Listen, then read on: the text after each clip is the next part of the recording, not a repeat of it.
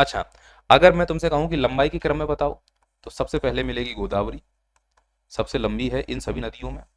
उसके बाद मिलेगी कृष्णा, सबसे लंबी है इन सभी नदियों में।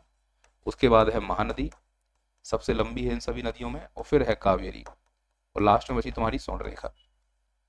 तो अगर लंबाई का क्रम बताया जाए तो गोदावरी, कृष्णा, महानदी, कावेरी। किन में?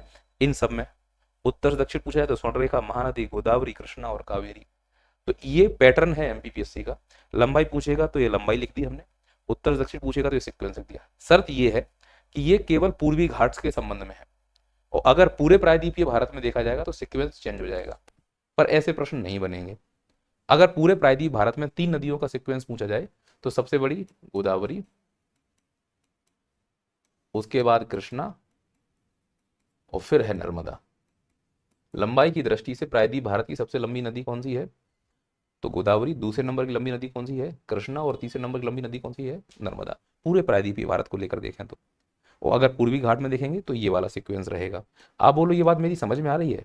अभी मैं आपको ऐसे कोई फैक्ट नहीं बता रहा हूँ कि फलानी परियोजना इसके ऊपर है, इसकी लंबाई इतनी है, ये इसकी सहायक नदियां हैं।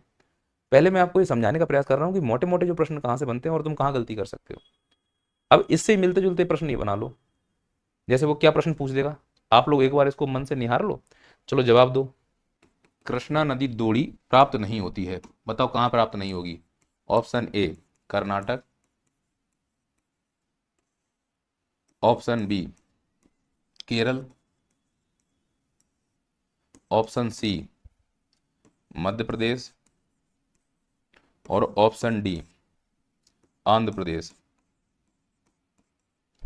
प्रश्न ये है कि कृष्णा नदी डोली इनमें से किस राज्य में प्राप्त नहीं? डोली का मतलब बेसिन।